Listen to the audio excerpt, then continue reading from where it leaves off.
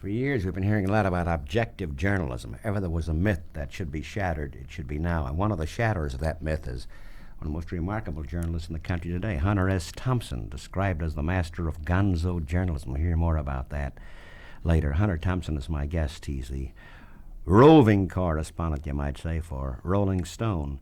And his most recent book, that soon to be published, is Fear and Loathing Along the Campaign Trail 72. That Random House, or Straight Arrow will publish. Straight Arrow will publish. I'm thinking of Hunter Thompson and his writing.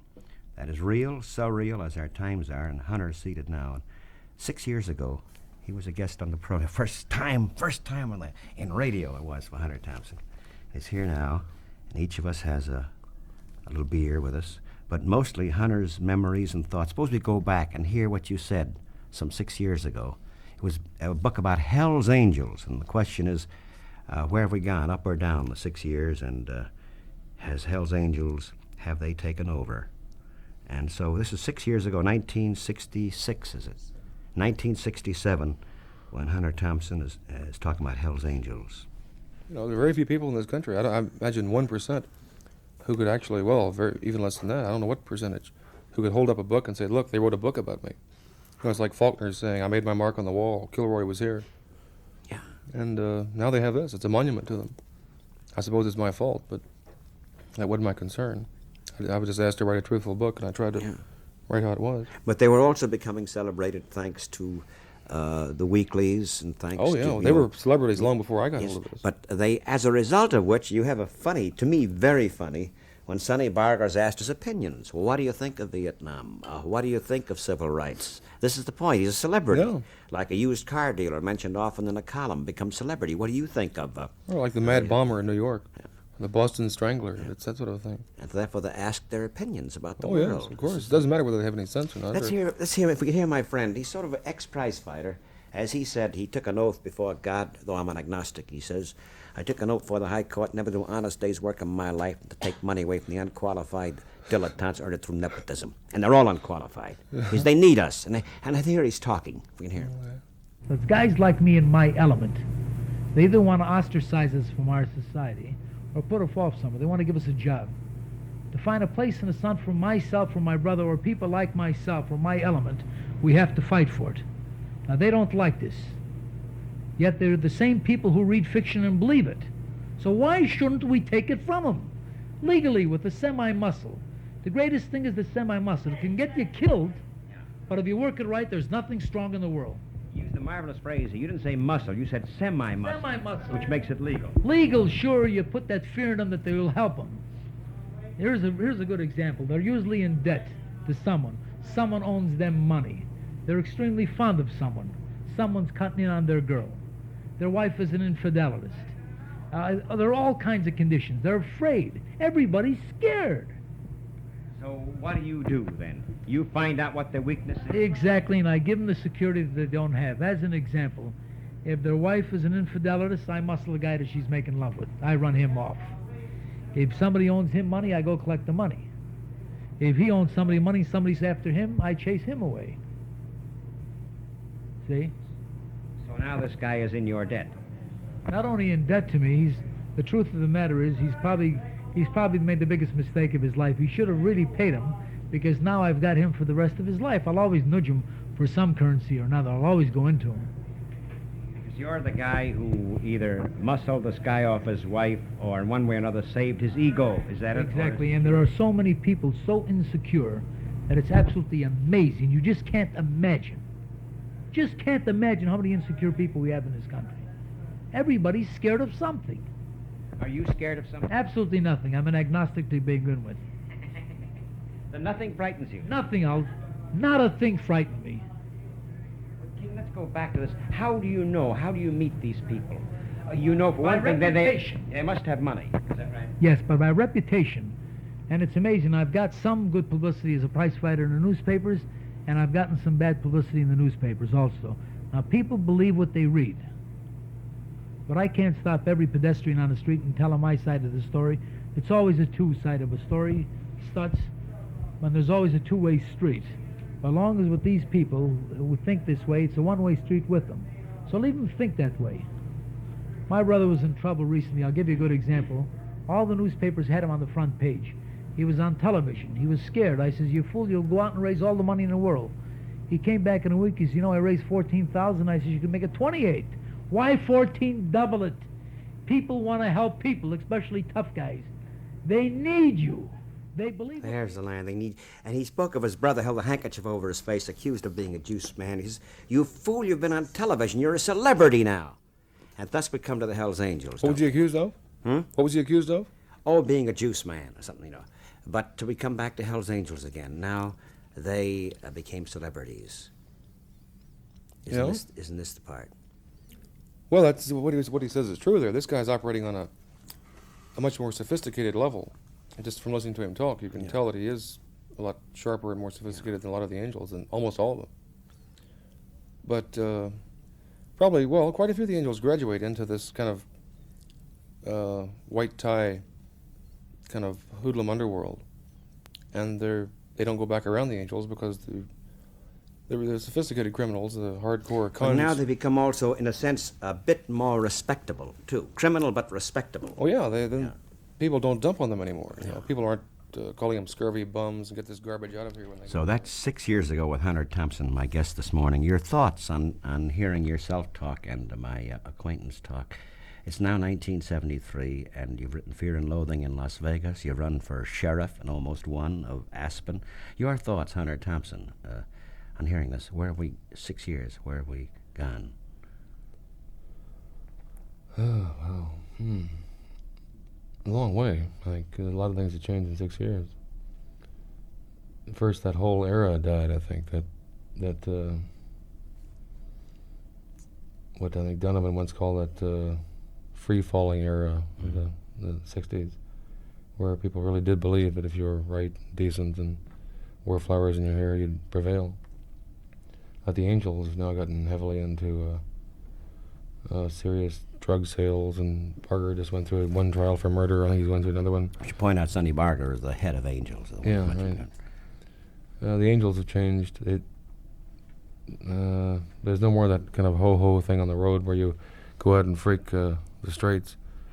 They're too obvious. They're dealing in cars now. They're selling drugs. What I'm thinking of now, Hunter, and you're the best guy to talk about it, is you covered the last presidential election campaign. That's the basis of your forthcoming book.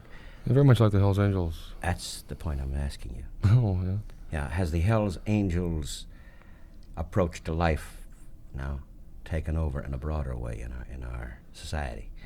It always was. That's what I was trying to say when I was first in here. I never could quite get it straight. That the angels themselves weren't important. It was the ethic that they were, representing. It was the people with nothing to lose. And you see that in a presidential campaign where, it sort of balls out, and when you lose, like McGovern did, you really lose. It's that power thing where it's all or nothing, and you get that with the angels. You get it in big-time politics, maybe not in local politics. I'm thinking, just as you're talking about, in the Rolling Stone, there's been this remarkable coverage of yours, Nicholas von Hoffen, among other speakers, being out, most singular coverage of the campaign, because now we come to the question of you. The phrase we use a lot, subjective journalism is against well, I say to you, objective journalism. First thought comes to your mind. Objective journalism. That's a nice notion. There's in the current Columbia Journalism Review on the back page, Wes Gallagher, he's the business manager or the president of AP, says to say that a journalist can't be objective is like saying a judge can't be fair. But the very argument he makes is belied by the fact that almost no good paper uses the AP anymore except as fillers and emergency stuff. Has there ever been any such thing as objective journalism, or unless a person's a thing? I mean, isn't every journalism subjective? It's probably the highest kind of journalism, if you can do it, but nobody that I know has ever done it. And I don't have enough time to learn. I think it'd take about 4 lifetimes. Now think about yourself. You describe a perfect case in point in the July issue, July 20th, Rolling Stone. This will be part of your book. You describe a scene. You're in a hotel in New York, and you talk about, aside from the campaign, McGovern and Nixon and the makers and shakers of the campaign and the deals and the wheeling that you describe beautifully. You also speak of your own adventures with a snake. And someone said, did this happen? Didn't it happen? Let's talk about that. You had a snake, so the story goes, so you wrote. And something happened to that snake. Yeah, I was killed at Random House. I've had trouble with him ever since. It's a weird psychological undercurrent in all of our dealings. I got the snake at an alligator farm in Florida. I wanted to wrestle an alligator, and the guy said, no, you can't do that. And so I ended up having just to buy a snake. And then he disappeared down a toilet in Florida, and I thought he was gone. He came back up the same toilet about 4 days later. Mm-hmm. Meanwhile, I was in New York. So the people whose toilet he came back up sent it to me. And it got out of about a 6-foot blue indigo. A very intelligent snake, harmless, totally harmless. Mm-hmm. And it got out of the bag. They sent it one of those airline bags, and it got out at Idlewild down, I guess, Kennedy. And some stewardess volunteered to bring it into Random House with its head poking out. It had scared the hell out of them. And so when I got in there, I figured, well, we'll put a mouse in the box with it and put a big, Random House dictionary on top of the box and feed the bugger, leave him here overnight. Didn't want to take him to the hotel. But the mouse figured it out, what was going to happen to him. So the mouse chewed through the cardboard box, and the snake went right through the same hole after the mouse. And about dawn the next day, the night watchman came out to the white marble stairs in Random House, looking across at what was then Colonel Spellman's headquarters, and saw this horrible 6-foot blue-black serpent coming up the stairs at him. I'm sure he'd never seen any animal bigger than a roach or a rat. And so he got part of a vacuum cleaner, and for about 20 minutes fought this serpent in the lobby. I like to have seen it. He killed it, but had a nervous breakdown of some kind, and was retired. But Random House still owes me a good snake. And so as a result of which you not worried about expense accounts because of Random House you lost your snake. That's right. I've run up about $22,000 on that snake. Yeah. Well, now, see, the question will come up, and this is the question. Did you actually have a snake, or is it in your imagination? And some people ask me this, and I say, does it really matter? Don't we live in a surrealistic time now, you see? Well, we probably do, but I had the snake, and every word of that is true. Oh, you literally had a snake. Oh, of course, yeah. See, now, I read this as though you'd made it up. But it didn't matter. You see, I'm thinking of the campaign itself and the world we live in right now. It'd probably be more cheerful for a lot of people if they thought I'd just made all this stuff up. But no, that's all true. Yeah. And if I could, you don't like to read your own stuff, and I'd like to... I can't. For some reason, it doesn't read right. Allow me, as ham that I am, read a paragraph, get an example of Hunter Thompson's writing. From the battle, this between the watchman and the snake, lasted some 20 minutes, a terrible clanging and screaming in the empty marble entranceway, and finally the watchman prevailed. Both the serpent and the vacuum tube were beaten beyond recognition. And later that morning, a copy editor found the watchman slumped on a stool in the basement next to the Xerox machine, still gripping the mangled tube, unable to say what was wrong with him except that something terrible had tried to get him, but he finally managed to kill it. The man has since retired, they say. Cardinal Spellman died, and Random House moved to a new building, but the psychic scars remain, a dim memory of corporate guilt that is rarely mentioned except in times of stress or in arguments over money. Every time I start feeling a bit uneasy running up huge bills on the Random House tab, I think about that snake, and then I call room service again. Yeah, like I say, we're up to about 22 grand on that snake. And I still haven't done that book on the 68 political campaign. But you understand my position as a reader of your work. Aside, I can see how you might have some trouble believing it, but unfortunately, every word of that's true.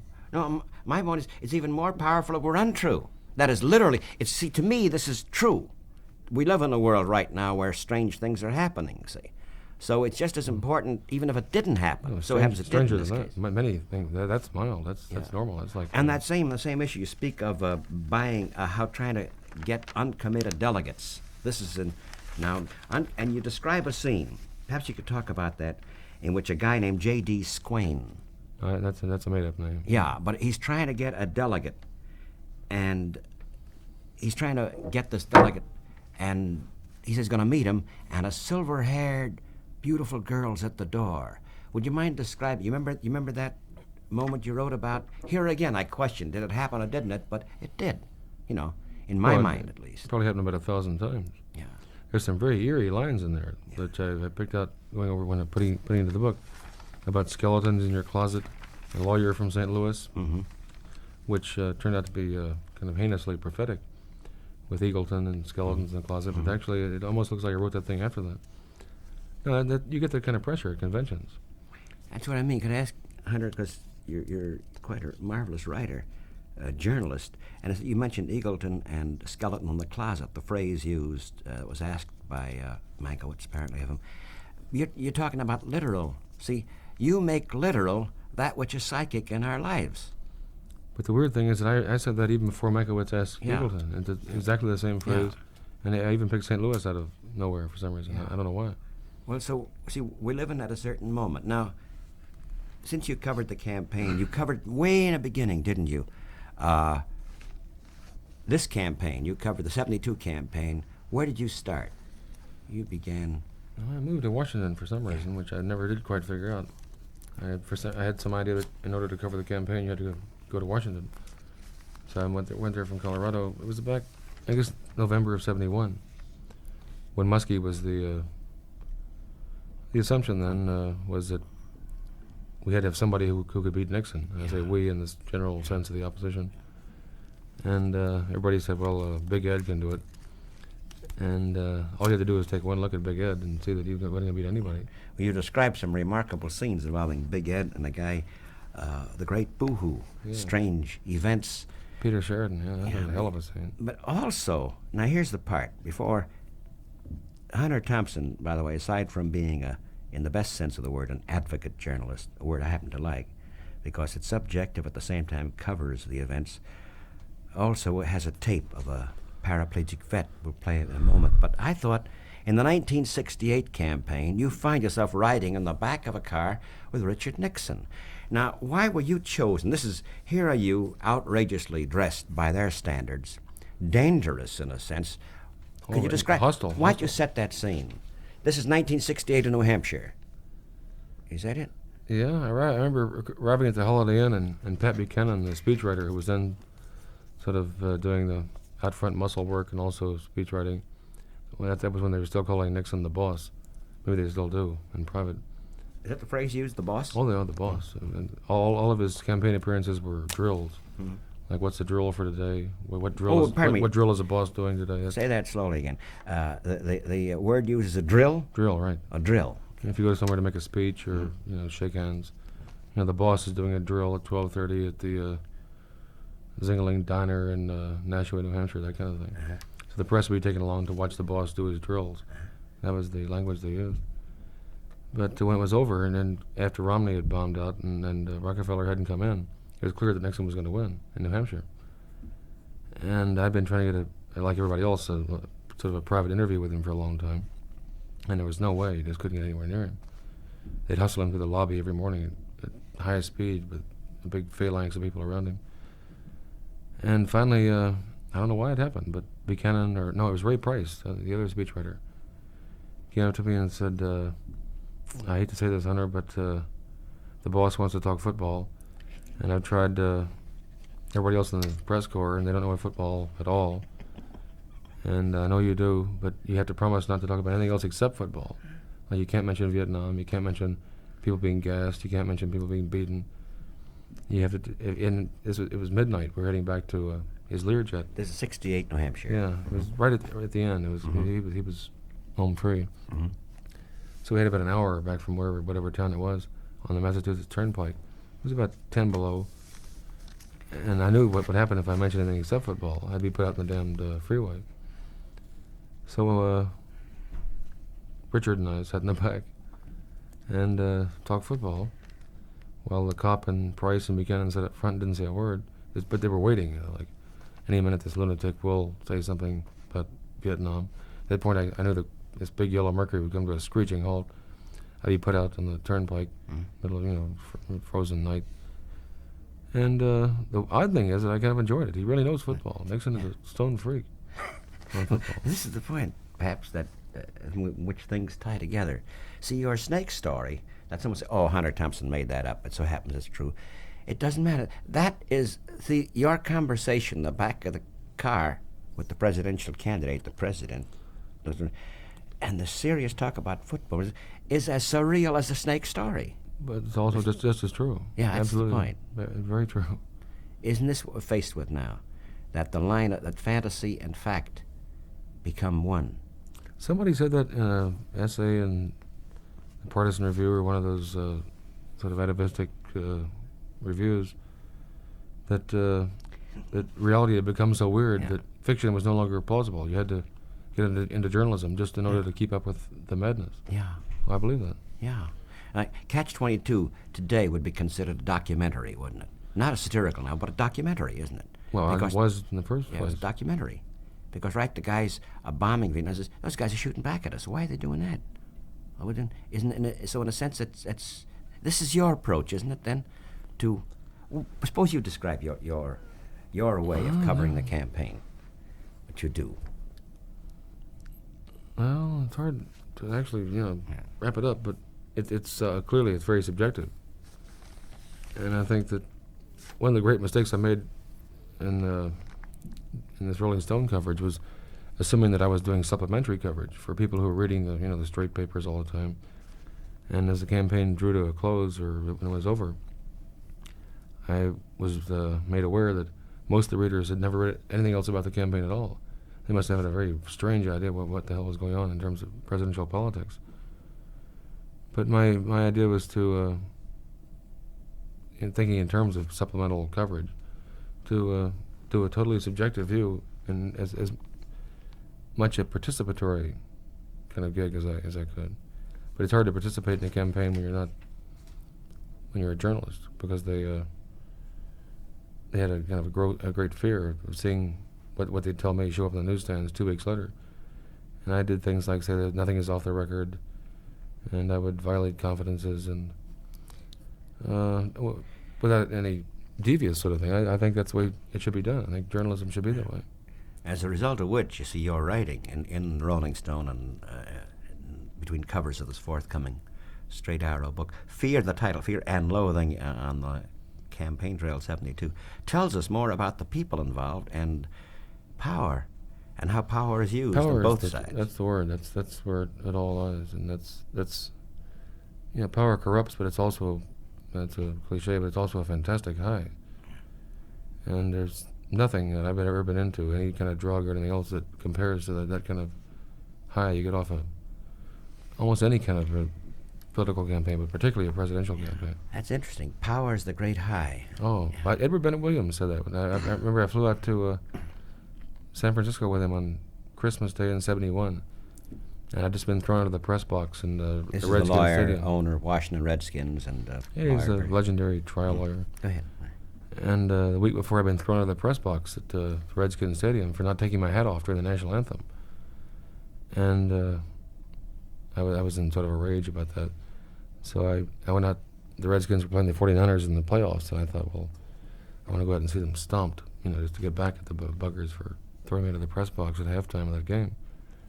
And so I ended up sitting next to the owner of the Redskins on the way out.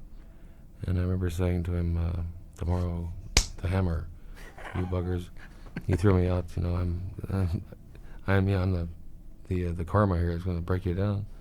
Just kind of kidding him. But then it turned out he was working for Muskie, and I was even then very against Muskie. And we went through he was trapped. I had him for about 5 or 6 hours in the 2 seats in the first class compartment, drinking the whole time. And he said finally that after we kind of settled down, that there's only one real game in this country. That's politics. All the rest are kids' games. And that comes from a guy who's played a lot of games. It's funny, Ellsberg talks about this a great deal. The guys at Rand or the others, they want to hang around, be part of it. They're impotent themselves, but they think they're part of power, and they walk the corridors with great ones. And that's the high. He speaks of that continuously, as though they were, breaking pencils, and so this is part of it. It's beyond any drug. Yeah. It's like a 4-month mescaline trip, which I never had, thank God. It'd probably be very exhausting, but the campaign was a 16-month trip. So I suppose the word power trip then. You're playing for the highest stakes you can in this country, and you're playing publicly, and every day it changes, and it's like a monster game. Yeah, This is Hunter S. Thompson I'm talking to. Doctor, by the way, the heading is Dr. Hunter. I like the word doctor. Doctor of DGS, Doctor of Gonzo Journalism. What is Gonzo Journalism? Oh boy, that's How'd the word essentially come- what I was just muttering about a minute ago. I guess the key words would be subjectivity, total subjectivity, out front bias, and but Out front bias. oh yeah, Yeah. You have to sort of say what you think. But participation, I think, is the key word, where you are a part of the story.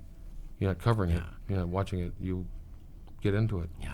Which was always frustrating to me during the campaign because, a tight thing like that, playing for that kind of stakes, it's kind of hard to tell Frank Mankiewicz that I should be included in the secret meeting to select McGovern's running mate. Although if I had been, they'd have been better off because I was one of the few people who Well, in a way, denounced Eagleton. well, what Hunter is also, what you say to me too is something else here is that we leave it to the specialists who decide who are the experts. You're really saying then the experts we believe in so much, whether they be the high office in the land or the big shots, are not really experts at all. By the time you get to be an expert, you're just a artifact. Yeah. By the time you're recognized, that's one of the great troubles I think with journalists and writers in this country. But by the time people begin to say, "Oh yes, I know him, he's good," by that time he's Christ over the hill and out of his head, writing gibberish, repeating himself. No longer, if we go back to Sonny Barger of the Hells Angels, or no longer a celebrity too. We'll come to that. Well, he's still a celebrity. Yeah. On trial repeatedly for murder. Well, Sonny Barger is. Oh yeah. Oh, by the way, that makes him a celebrity, doesn't he? The Hells Angels. He's on trial for murder, therefore he's many a celebrity, murders, as yeah. Charles Manson is a celebrity too. Oh yeah, but in a much more serious way. Yeah. So we take a slight pause with Hunter S. Thompson as my guest, and the forthcoming book. He's how would you describe a roving correspondent for Rolling Stone? Or Well, the what? title on the masthead is National Affairs Editor, but I have to drop the editor somehow because I'm getting the strangest mail that anybody could ever get. Yeah. People decide that if Thompson's crazy and he can work for Rolling Stone, then I can too. right, and then I should send my stuff to Thompson. So I get 10 or 12 really And the- twisted manuscripts every day, And the and book, it's breaking me down. and the book will be forthcoming, Fear and Loathing, along the campaign trail 72, Straight Arrow, who are connected with Rolling Stone or the publishers. We'll return in a moment to ask Hunter about, we're going to hear the voice of a young paraplegic veteran that he recorded, and he'll set the scene. And also maybe his reactions, thoughts, reflections on running as sheriff in Aspen. More of this in a moment.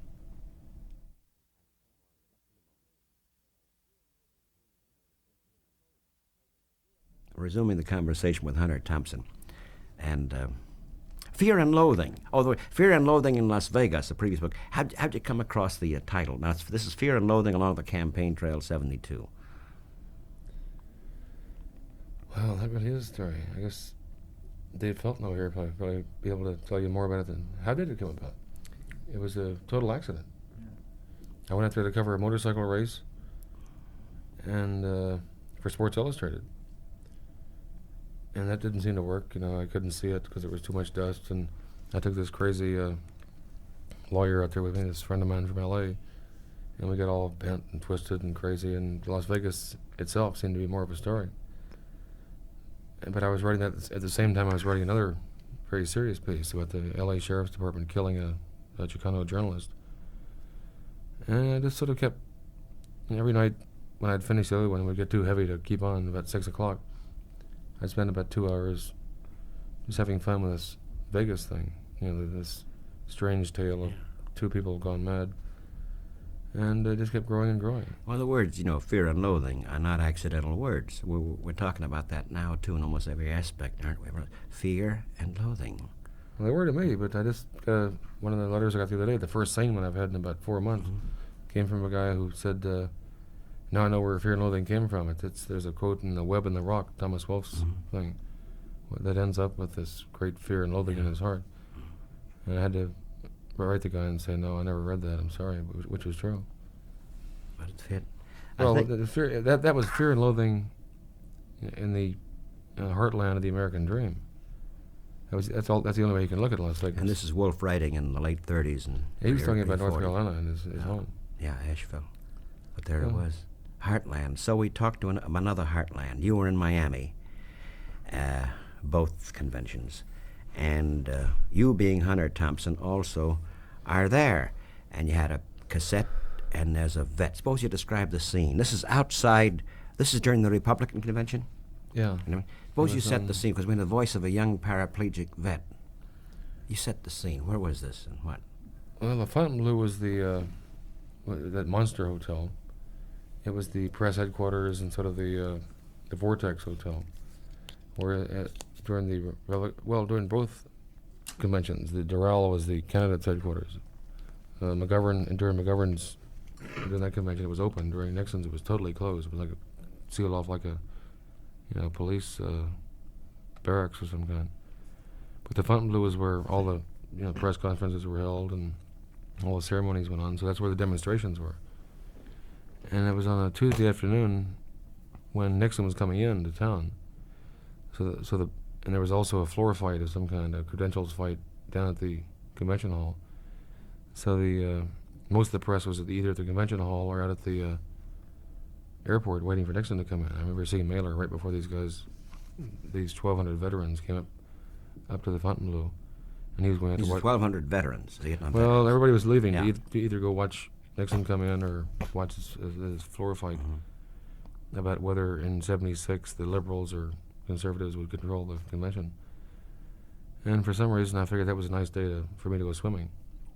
And I was starting out when I passed this incredible parade of just dead, silent 1,200 veterans moving up Collins Avenue, which is the main and only big thoroughfare in Miami Beach, without a word except that kind of rattling of canteen tops and that thump of boot leather. Very orderly, very disciplined. And they gathered in front of the Fontainebleau after it took them about an hour to march to it, and said, we want to come inside. And they were facing about 1,000 cops. So during the speech, Ron Kovic, there were several speeches made, and as always, the demonstrators sort of make too many speeches, and it sort of peters out. This was the high point of it. And what you have to remember when you listen to this is that everybody in the crowd, which there must have been 10,000 people there, more like 2,000 cops, all elbow to elbow with their billy clubs held at port arms, and this Ron Kovic, this paraplegic, facing him about 6 feet away, but actually talking to the Fontainebleau where all the delegates were in the press, or whatever was left of the press. And what they had said was, when we finished these speeches, we're coming in. So what people were expecting was a really nightmare situation where the Florida State Police would be filmed beating up these, one-legged paraplegics, these people, wounded Vietnam vets. These were the vets against the war. And as it turned out, Pete McCloskey was the only politician there who would come out and talk to him. And he sort of came out, and it turned out they really didn't want to go in there anyway. They just wanted to be turned away on national television.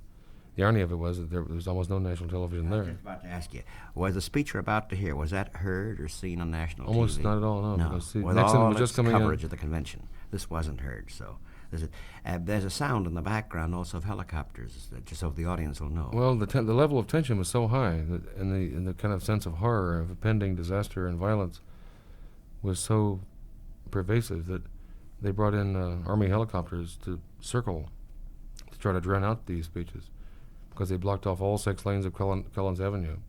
And this was a very impressive group. There was no ragtag. So suppose we hear and you taped this on a cassette. No, actually I didn't. Somebody from KPFA in Berkeley did this. KPFA Pacifica station did, and this is the scene you just said.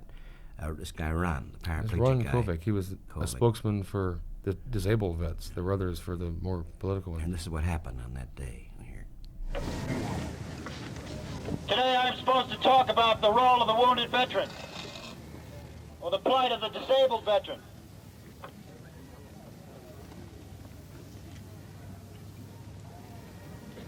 I guess I'm supposed to say what it's like to be a disabled veteran. And all I can do is think about 3 weeks ago when I was in the Los Angeles County Jail. That's right, I was in the Los Angeles County Jail 3 weeks ago in my wheelchair. And brothers and sisters, I've never been to jail before. I've always been a good boy.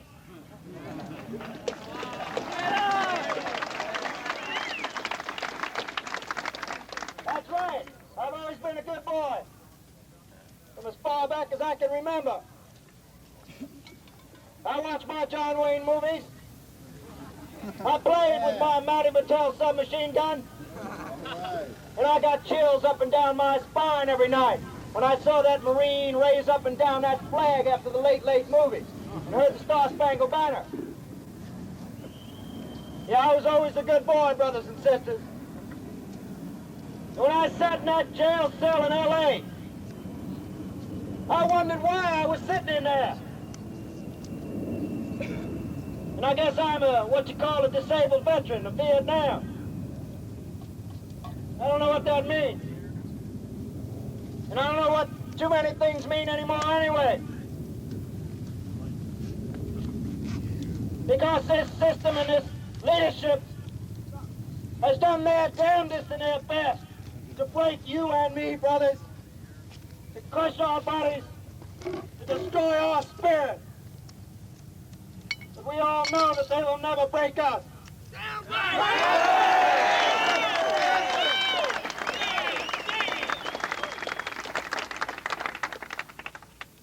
I sat in that jail cell, brothers and sisters, and I looked around me.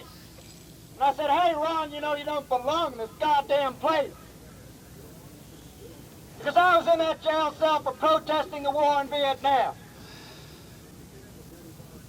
I and my brothers sat in a Naval Reserve station for 8 hours because we were sick of this goddamn war. We were sick of napalm babies. We were sick of having to kill in the name of freedom and democracy when we knew it was a lie and a sham. We were sick. We were sick and tired of seeing our brothers hobble down these American streets with no leg and no arm. We were sick and tired of believing in a government that lied to us, that sent us off to war, then forgot us when we came home. Yes! So I'm wondering in this jail cell what it is. I'm a disabled veteran. And I'm thinking back to that lousy, stinking hospital I was in, and my brothers who were paralyzed permanently from the neck down. And I never saw a goddamn congressman. I never saw the president in that place. I never saw Sparrow walking in with his golf clubs either. I'll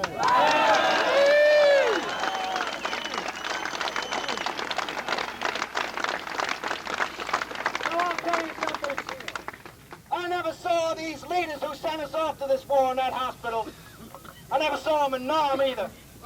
I never saw them in the streets of America fighting with us to stop this war. No, I think they're on the other side of that wall there, that wall of humanity with guns and bullets and helmets. I think they're way back up in that building there, hiding behind those silk curtains in their Brooks Brothers suits. I think they're way back there with their shiny shoes. And you know, we don't have shiny shoes today. God damn, we don't have Brooks Brothers suits. And we're a little smelly, and we're a little dirty. But that's for one reason, brothers. Now, I apologize to you folks over there. I apologize because my brothers and sisters aren't wearing Brooks Brothers suits and can't sleep in your apartments up there. Well, it's for one reason. Because for the last week and a half, we've traveled across the United States of America. Because we feel that it's our obligation to tell the American people that you're goddamn liars. And we feel that 3,000 miles is nothing to us. And you know, I'll tell you something. My brothers and sisters and I slept on the ground, the desert of Arizona. We slept in Texas, Louisiana on the ground, and we love the ground because the land belongs to the people and we'll never forget it.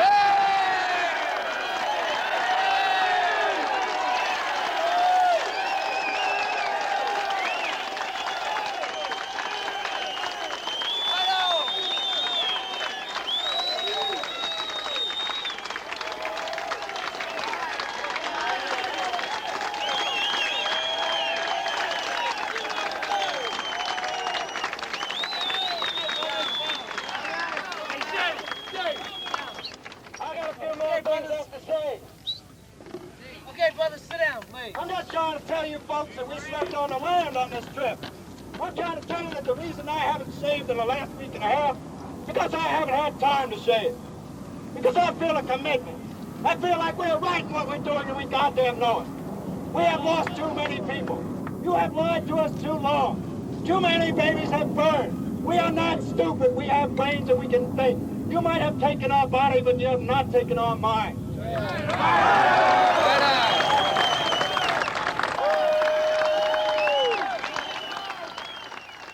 Pretty powerful stuff. And of course, I think Hunter Thompson's my guest, and this is the voice of a young paraplegic, Ron Kovic. Ron Kovic, He's a Marine sergeant. outside the convention hall, and I'm thinking about media for the moment.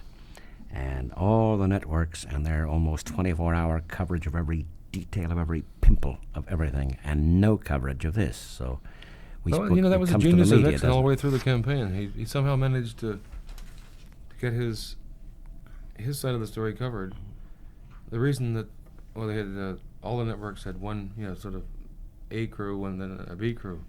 The B crew was assigned to the Fontainebleau for this sort of thing, demonstrations, whatever might turn up. The A crew was almost always on whatever the big story I'm was thinking, of the day.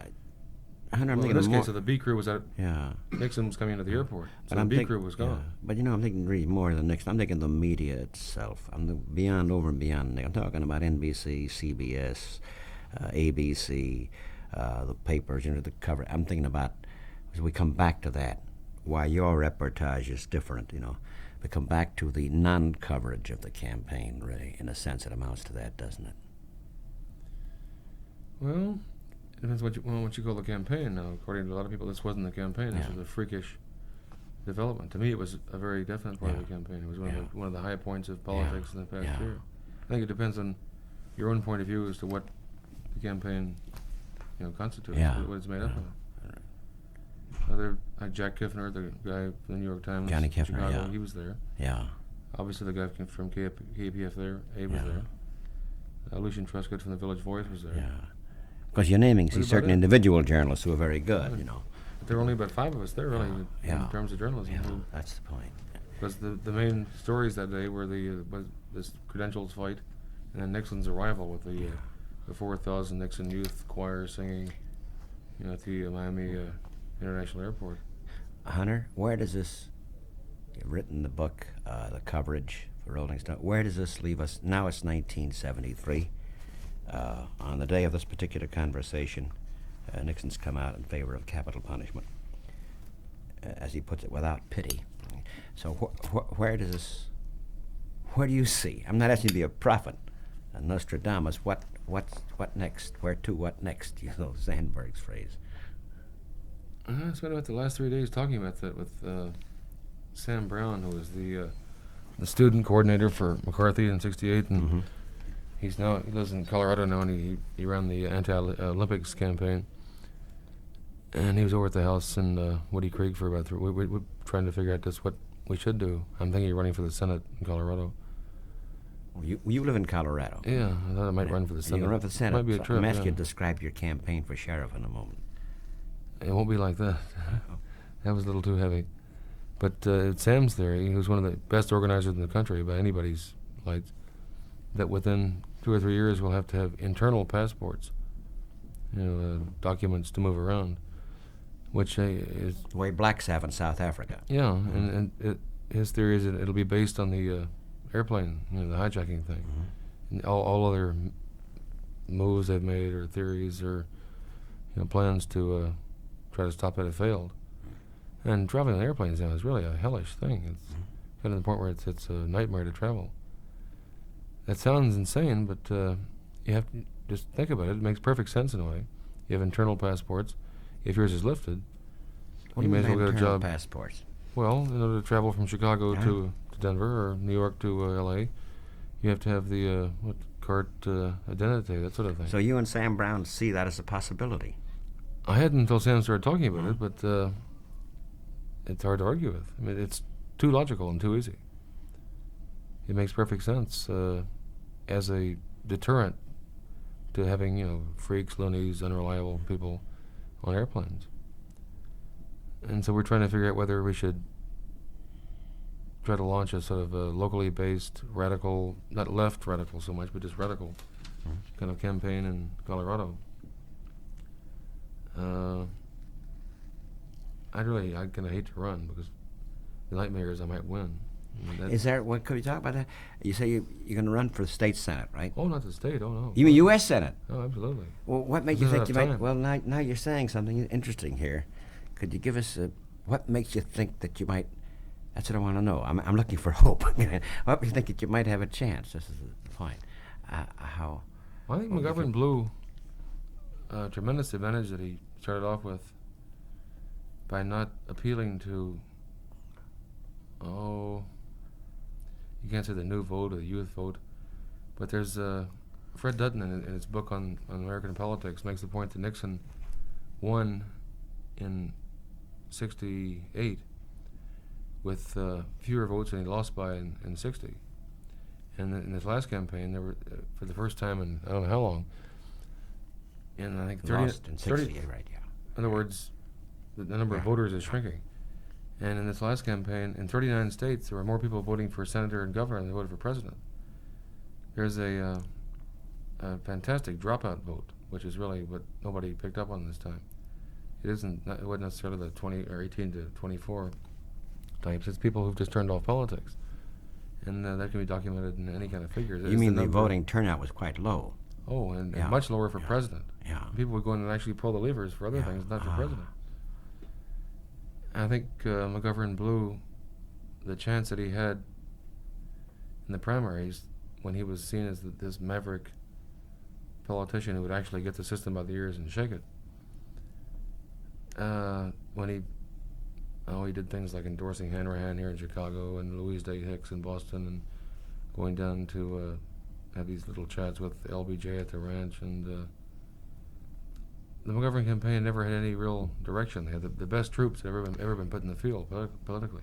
So you're seeing some, now this is perhaps as we near the end of the hour, there's something you're seeing here. You're seeing that intangible or that very tangible vote that wasn't there, that people are just looking for a change. I think so. I think one of the points in that was you saw Wallace, who picked up so much strength that he didn't have either the time or the foresight to even get delegates to represent it. But then we come to the question that we change for, that is, depending what it is you hit them with, appeal to something new, though. base That's sense, the whatever point. it is, or against something else. We don't need any more Muskies or Humphreys or of course. I don't think even Ted Kennedy's, Yeah. or Connolly's for that matter. Yeah. What politics in this country has become is a mockery and just a bad joke on what it was supposed to be in the first place. When you look back at the the Bill of Rights and the Declaration of Independence, we've become a mockery of ourselves. And although Wallace he says that in a different way, but the energy that's out there to change the system in this country, I think, is almost immeasurable. I think Perhaps it's frightening, and it's also your bunch go either way, depending upon the appeal. Go either way. I think people are just tired of this same old tripe. You just said something. Perhaps that's near the end of the program. This comment just made the energy is there. See, we're told a lot about apathy. You're saying there's tremendous energy underneath. Well, it depends on which way it's channeled. If you're told you have a duty to buy a car tomorrow, but it has to be either a Ford or a Chevy, then that's it. That would get me pretty apathetic. I'd say to hell with it. But I think what we need is something else. We need that open, a Ford or a Chevy or. And now we're talking about choice. Now you're talking about the question of choice. The system precludes that in a sense. It doesn't really. It's laziness. It's the apathy that precludes the choice. I think you can run on almost any kind of weird, strange platform, and as long as it wasn't either dishonest or promised one of these pie in the sky things. I think the next big time national politician who comes along and runs on a realistic platform to really shake the system around will cause a lot of trouble. He might not win, but he'll have a veto power over whoever does win. Hunter Thompson is my guest, and the forthcoming book based upon his dispatches, very excellent ones in Rolling Stone, is Fear and Loathing along the campaign trail 72. It tells us more than about a campaign, but about ourselves at this moment in history. Any other thought comes to your mind, Hunter, before we say goodbye once more? I think the cover is one of my favorite cover. things. Why don't I don't want to describe it, but a friend of mine did that. And what is that? Why don't you? Well, the cover, we'll describe the cover. It's red, white, and blue, stars, and it's a skull. It's a death's head, yeah. Death's head. And illustrations, Ralph Steadman. There are illustrations in it by Ralph Steadman. No, he didn't do it. Tom Benton, a friend of mine in Aspen, did the cover. And The theory is that the cover is so nasty that the book won't sell, even though it might be good, with the swastikas rising in the eyes. yeah, I hadn't thought about that. Yeah, there it is. Oh, I think you should. Stars and stars. I'm looking at it now. Or straight I arrow. can hardly wait to see that thing for sale in the bookstore in the Senate office building. Oh, I know the last phrase.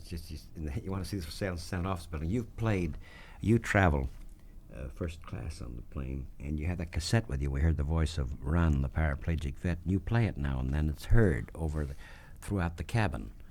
Not for very long, but I always. Yeah, always what are play the it. reactions? Well, it's a disturbing and rude thing to do, to insult these comfortable first-class passengers with this paraplegic yelling at the Fontainebleau Hotel. And I'm almost always threatened either with being arrested or ostracized, or both. I always play it through. It didn't, by the time I finish, or by the time it finishes, we come to sort of a standoff. Mm-hmm. I'd like to play it for them. I think they You should do hear that. more of it. So basically, we come back to what Hunter Thompson is. I got Dr. Hunter S. Thompson. I like it because, every PhD was an educated administrator, and, the guy who was the anti-hero of Fred Wiseman's high school. These guys who just dead in the spirit, all called Doctor. Hair doctor. Yeah, hair doctor. This is Dr. Hunter S. Thompson. I like that. And I just thought of the phrase. Of course, you're a disturber. You're a disturber of the placid, and that's probably what a journalist is all about and should be about today. Well, that's not what the Wes Gallagher from AP says. There are two very definite schools in journalism today, coming almost to a heavy crossroads.